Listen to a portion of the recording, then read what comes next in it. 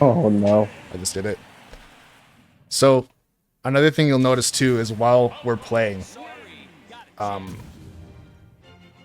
what I'm trying to do for the most part is I'm trying to force the issue whether I'm winning or not, because I'm trying to get habits out of you, right? But in a traditional setting, let's say if you're playing in an actual tournament, your opponent is not going to do what I'm doing, right? And I know that that does technically help Wario if I don't fight you. If I can take a stock early like I did, and then if I just run away, then there's a chance that you make a comeback, but you should still try and I guess call out my jumps. I know I can jump much higher than you, but you can still call out jumps early if you make a read. Because although Falco jumps very high, or actually jumps the highest, if you catch my jump at the bottom of the jump, it doesn't really matter how high I jump. It's more so how quickly you catch it, right? Because if your jump height is, let's say, 2/3 the height of mine, you can still catch me all the way up, or pretty much the very top of my jump, or close to the top of my jump, before I'm untouchably high. But if you know I'm going to jump out of the corner, for example, you could be going for full hop raw back airs or short hop raw back airs and catching me, right? Just like something in the corner like that. Because if I'm right here, if you hit my shield and I jump, let's say you do like a down tilt and then you go for like a raw back air, or like a down tilt into like, I don't know, a nair or like an up air and get a juggle situation, you can definitely catch me before I like jump all the way up. And if I do this to get away from you, then I'm terrified. I shouldn't technically be doing something like that. I feel like I'm getting away from you a little bit too easy out of the corner sometimes as well. And it just turns into making reads on your part.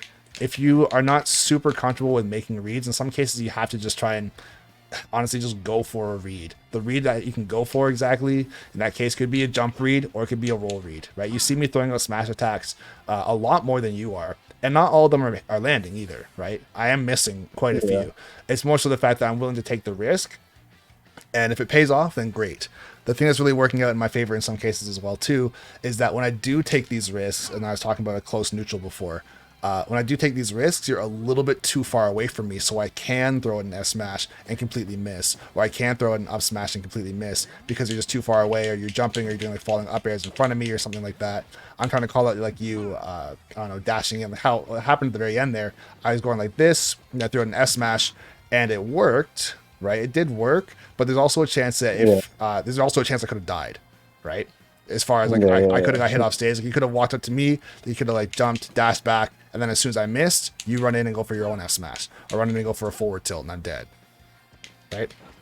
So a little bit more, I guess, a little bit more of a mix-up game. It sounds a little bit generic to say that, but as far as approaching, so come down here for a second, stand like, let's say like right here. So if we are, let's say, in neutral, the idea of approaching is you don't necessarily have to hit me to approach, right? You might have seen me talk about this a little bit in one of my older videos, but the idea realistically is approaching is just getting close, right? Trying to invoke some sort of reaction out of me or response out of me. Because if we're in a real game, and I know we're not fighting right now, but if we're in a real game and I run at you, you're probably going to do something, right? You're going to shield, you're going to spot dodge, you're going to jump, you're going to try and hit me, right? But if I'm over here and I'm doing stuff like this, there's no reason for you to shield or to jump or spot dodge or feel any fear, right? Because I'm just too far away from you. If I'm trying to, like, let's say, jump in with like an attack from here, it's very telegraphed. If I'm trying to like jump in with like a fair or from like side being from like back here, right? I have to try and get close enough to you so that it turns into a bit of a rock, paper, scissors as far as if I get close and throw out an F smash and you happen to go for, I don't know, a dash grab or a dash attack or something, and you mess up your spacing, or I dash out of the way to make you whiff, then I can get that punish, right? But if I like dash back to here and go like this, although I miss, it doesn't do anything, right? Or although I'm safe, I should say, it doesn't do anything. So you want to try and work on staying as close to me as you possibly can. And I guess if you played like other traditional fighting games, they call it footsies. It's basically just neutral, trying to stay close and weaving in and out of my threat zone, right? So the main threat zone for Falco realistically is about the Pokeball distance away. The biggest threat you have at this range realistically, like if you're at the other side of the Pokeball, is my side B, right? If I shoot you, nothing bad really happens. And if I do like jump in with fair, I have to jump very, very far, and it's very unsafe to do that. Yes, it has a landing hitbox, but it's minus, I think it's minus 10 on shield, in which case you could grab, you could nair. A lot of bad things could happen to me, so I'm not going to do that. Right? when I'm basically trying to call you out with jumps and stuff, does it matter like what move I should use, or should it be like nairs or fairs or like just up airs? It depends on where I am, and depends on what you're trying to get, right? If you're trying to get, like, let's say if it's a full hop you're trying to call out, I'd probably go with back air, because I Okay. don't think you can do full hop up air into waft, or full up air into anything. I don't think you can, because you have to do like No. falling up air, or falling, or it'd be like up tilt into up air, falling up air into a rising up air. But if you're gonna try and call out my jumps, definitely go for back air to get me off stage or potentially kill me. Right? Fair is barely even a love tap in my opinion. It's a very weak move, so you're not gonna get Okay. much off of that as far as a ledge trap or an edge guard. If I have a terrible recovery, you can gimp somebody with fair, like a chic nair type of thing. But as far as like Yeah. going for it purposefully to call up my full hop, I'm just gonna side B as soon as you hit me, or I'm going to just double jump, or I'm going to probably actually try and hit you with nair. Right, it's gonna be ultra aggressive because you're in end lag of your move. Right, Okay. I'd much rather see you go for back air, or you could even try and go for down air, because down air can send like up and away, like up here. Right, there's potential that's gonna Hmm. potentially kill at high enough percent. I would still probably say back air though. If you are comfortable with going for raw back airs, then definitely start going for that. If you aren't comfortable, then I'd say you have to practice that for sure. Right? You Okay. you absolutely want to try and aim your strongest moves with intent, because it'd be the same thing for me.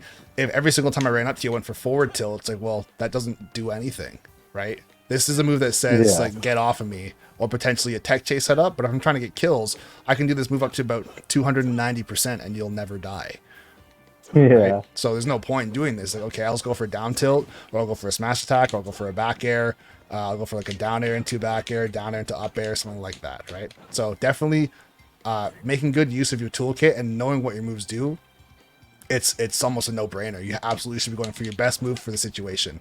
If you're calling out a jump in neutral, like a short hop, I'd say go for nair, or go for falling up air, or go for maybe like a fair like you did before, falling fair into a grab into like a up throw, or falling fair into maybe like an up. Actually, I don't know if you can get up tilt anymore. I'm not sure how. I don't think your hitboxes are wide enough, and I'm not tall enough to get hit by up tilt. But yeah, in neutral, I definitely just go for nair. Nair to shield, landing nair into up airs or up tilts, right? So Okay. different move, different situation. But yeah, absolutely the move matters, right? Careful of those dash attacks. I'd much rather see forward tilts, down tilts, short hop backwards like this at the ledge, right? I don't want to see you go for that dash attack to hit my shield. If you can catch my get up option with that, as far as like the second I neutral get up, you get me while I can't shield, then sure. But that's like really threading the needle for that. And also at the percent that I'm at, you're better off going for grab. Either going for grab if you're really going to rush in, or I'd rather see you stand back and make me fight for the stage. Yeah. Okay. But even right there, I didn't get punished for that F smash, right? Of course, maybe you didn't know I was going to do that, but there's a chance that if you're a little bit closer to me and you have a plan as far as, okay, if he goes for a smash attack, I'm going to go for an instant dash attack, or run a down tilt, or try and get a grab. See what my panic option is afterwards, because my panic option right after was actually a back air, right? Just to try and catch your jump. Oops. The laser, almost killing. So you'll notice, like, even right there, all you did was jump. You didn't even really push a button, technically. But I stayed close so I could land a Yeah. smash attack, right? So I'll admit, trying to practice this is not easy as far as getting used to saying, oh, I can play this close and my reaction time is on point with a particular punish in mind. That's another thing, too.